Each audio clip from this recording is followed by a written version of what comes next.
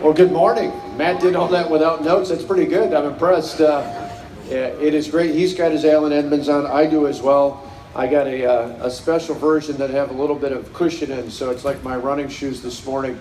And it's great to be with you. Although, for a lot of you, I usually saw you last year when I was in South Carolina at a Harley dealership. So I was wearing boots, not wearing Allen Edmonds, which is another good American-made product from Wisconsin. It's not only Allen Edmonds shoes, but Harley-Davidson motorcycles are made just down the way from where both my kids were born. So either way, we love the connection to freedom and the American way.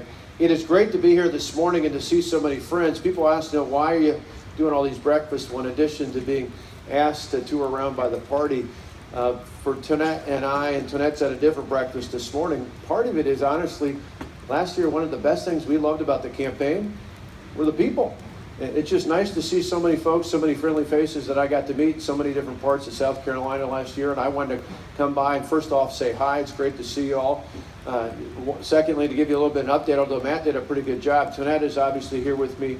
My youngest son, Alex, who's not the one working for Pat, is here with us as well. He's at a different breakfast as well, but he is now senior at the University of Wisconsin, and he is the statewide college Republican chair, and he just got himself elected.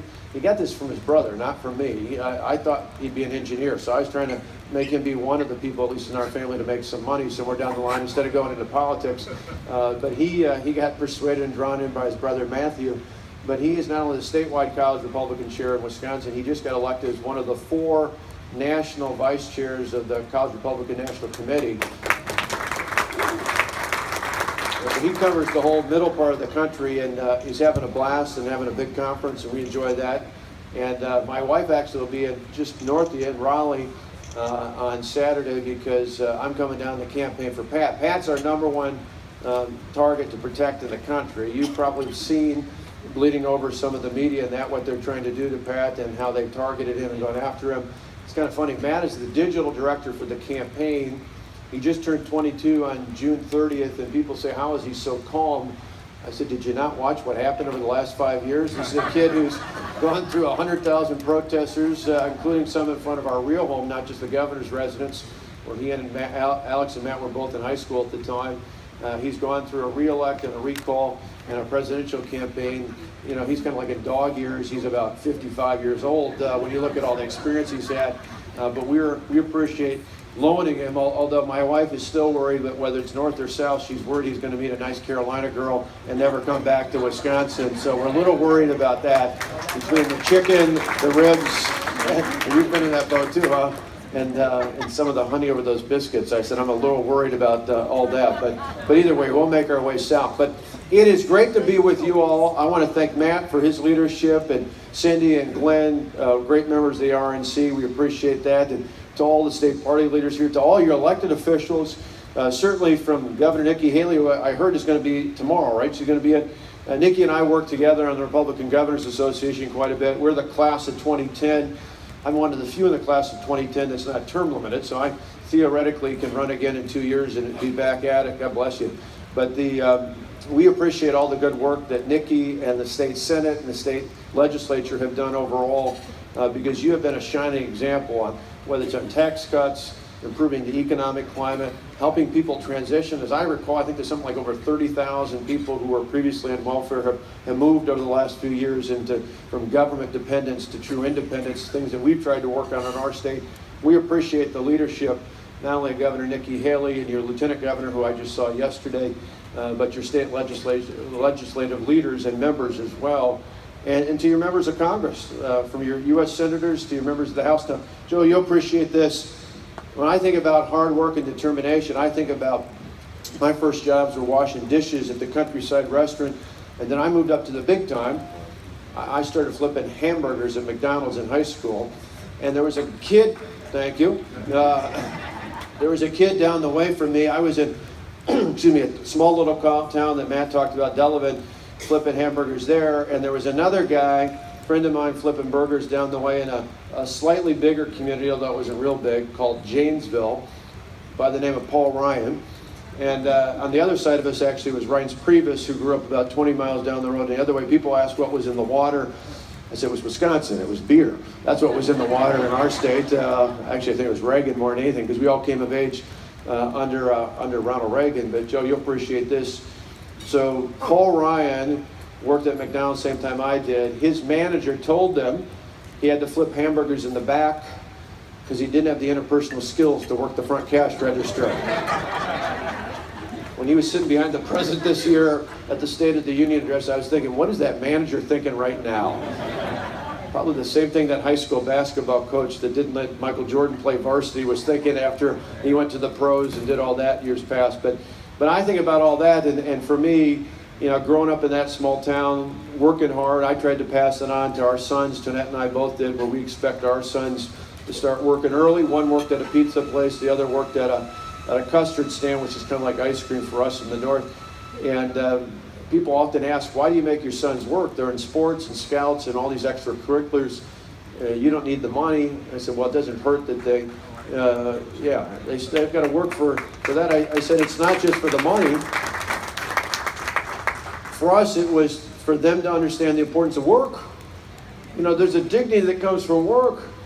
And one of the things I get so frustrated from the other side, whether it's this president or those that we have to deal with in our state houses across America, is that somehow they think we're doing people good by not expecting more from them.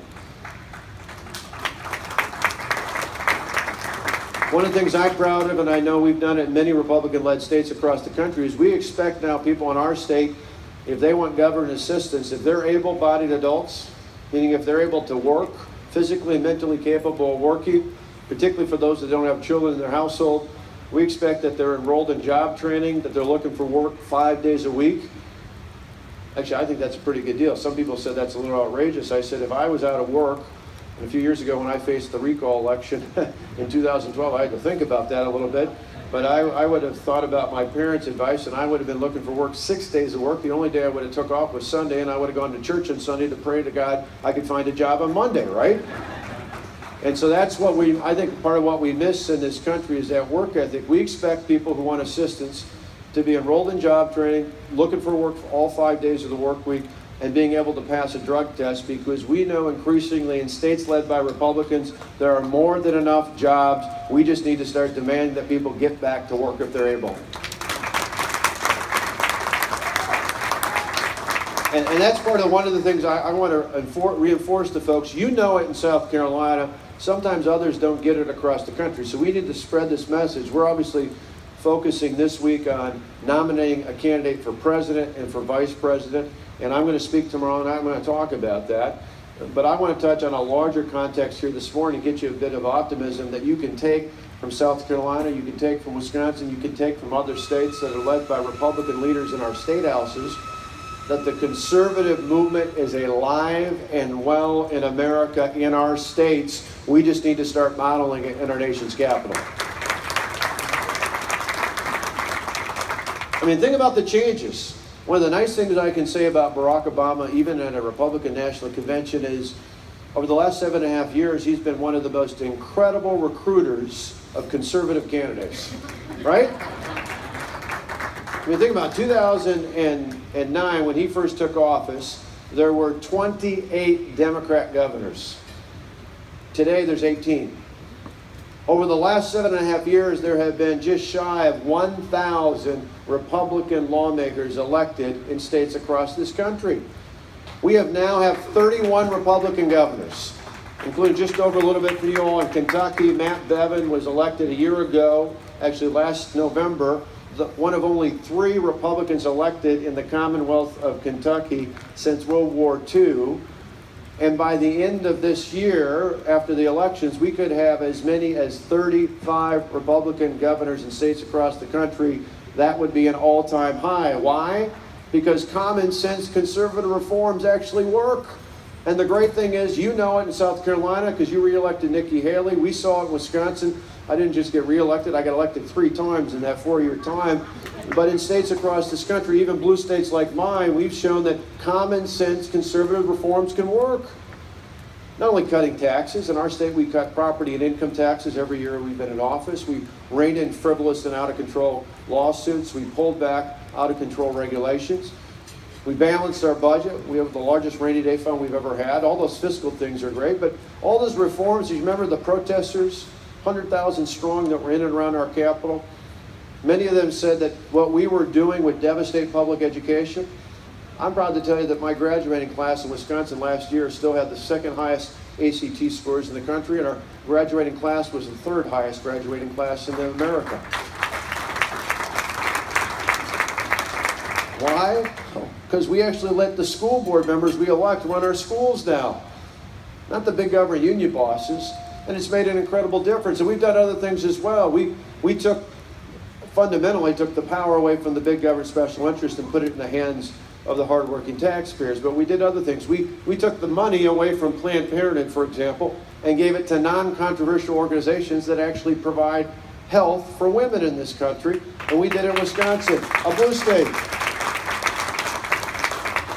We passed concealed carry and castle doctrine so that law-abiding citizens can protect themselves, their families, and their property.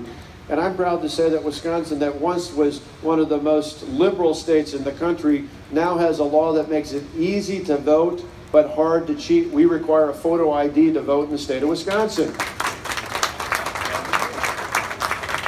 Now, if we can do all of that in a blue state like mine, there's no reason why we can't do that for the rest of the country, particularly in our nation's capital. It wasn't too late for us in Wisconsin. It's not too late for America. And so I'm thrilled to be by here today to tell you about the exciting things that are happening in states across this country. You know it because you got a great team in South Carolina. But we got to spread that message elsewhere. And we know that our founders, I always, as a reminder, love to carry a copy of the Constitution. It's a little bit beat up, but a couple weeks ago, on the 4th of July, we celebrated the 240th anniversary of this great country. And you think back, our founders felt so strongly about the idea that power should not be concentrated in our federal government, should not be focused in Washington, that they didn't just include it in the Constitution, they added it and put an exclamation point on it by putting it in the Bill of Rights and the 10th Amendment.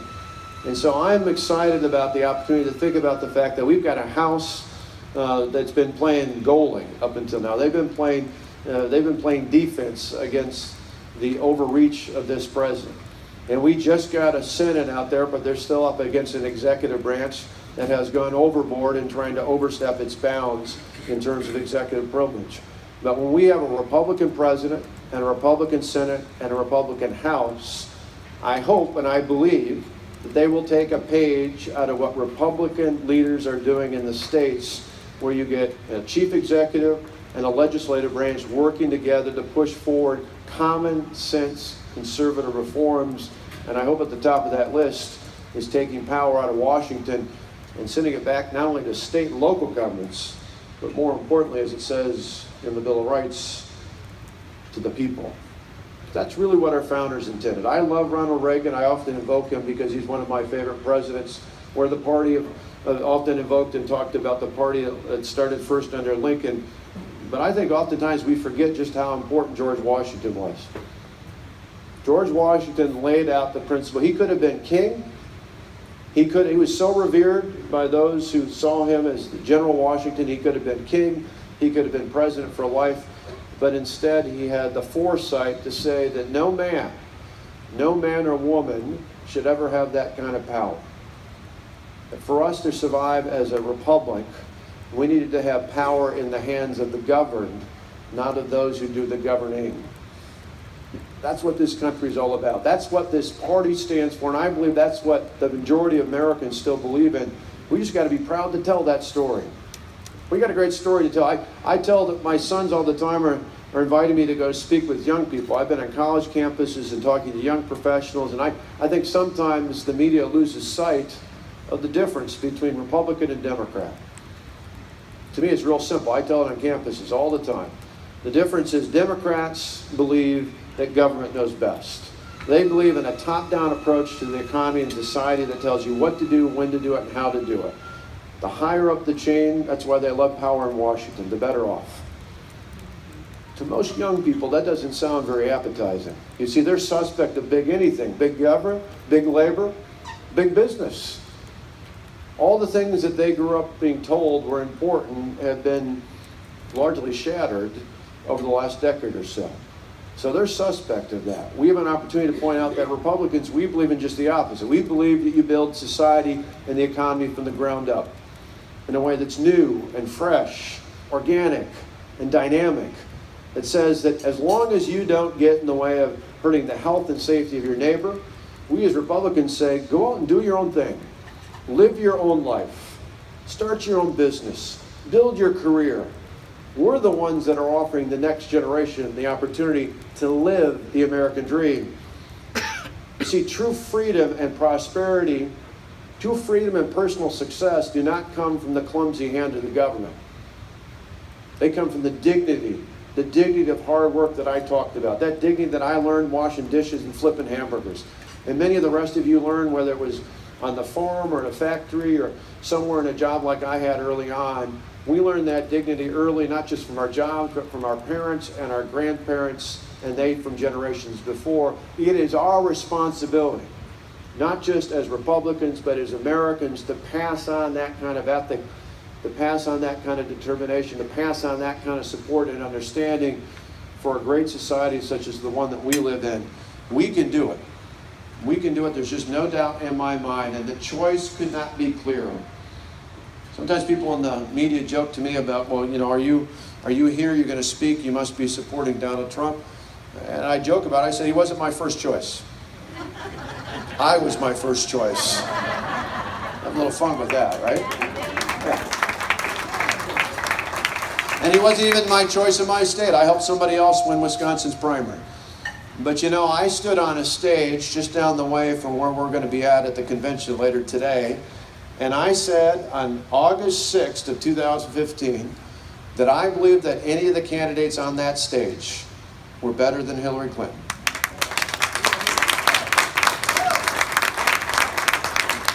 I said it then, and I meant it, and I mean it today.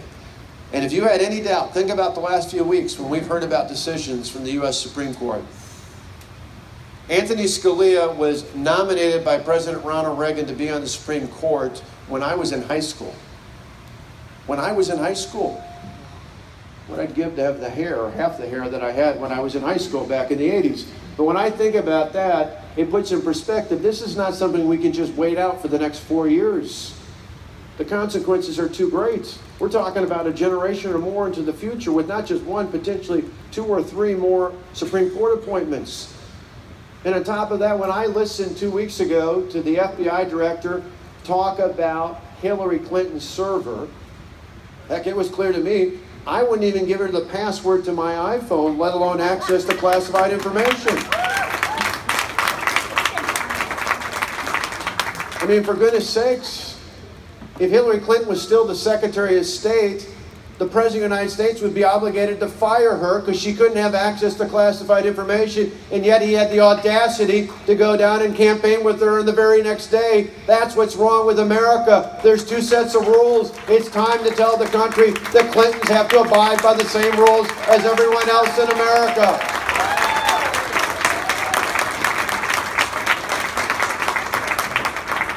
And so to me, the choice is clear. You know, the choice is clear.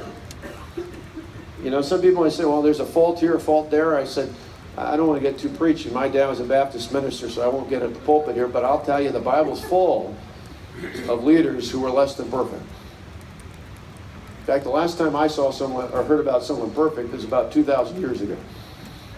And so no matter who your pick was throughout the primary, the clearest thing to all of us here and to those that we speak to across this country, not just Republicans, but independents and even some discerning Democrats, has got to be, is there is a clear choice.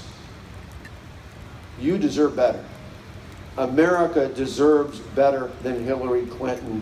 We have an opportunity to make that case. We have an opportunity not just to elect Donald Trump, but I got to tell you on a personal level, I know Mike Pence. He's one of my closest friends of all the governors. You couldn't find a finer man to put on that ticket. And to me, when Mike Pence's announcement was made, Joe, you know him from serving in the Congress, he is a good, decent, solid, strong man who's built on faith, a tremendous opportunity for him and Karen to have an influence, not just as vice president, but an influence on this administration. I think we got a tremendous opportunity going forward. So I'm going to speak tomorrow night up at the podium. There's a whole group of us, Ted Cruz and Marco Rubio and I, who are going to speak, I think, just before one of the Trump family members. I'm looking forward to tomorrow night. We're going to talk about why America deserves better than we've got from this president, better than we'd get out of Hillary Clinton. I'm optimistic that we can do better. We deserve better, and we will get better. We just have to look to the states where Republicans are leading the way, like South Carolina, like Wisconsin, like Ohio, and others, where Republican leadership has made a tremendous, tremendous difference. Thank you all for being in the trenches to make it possible. You wouldn't be here unless you weren't active in the party. We appreciate that. I personally appreciate that. So what does that have to do with me in Wisconsin? Well, on behalf of my sons, Matt and Alex, and their generation, and those yet to be born, I know that as our founders intended, the best way to get this country turned around is state by state. You're making it happen in South Carolina. We're trying to do it in my home state of Wisconsin. For all that you're doing, for all that you're going to continue to do, to not just elect a new president, but to elect Republicans with common sense, conservative values.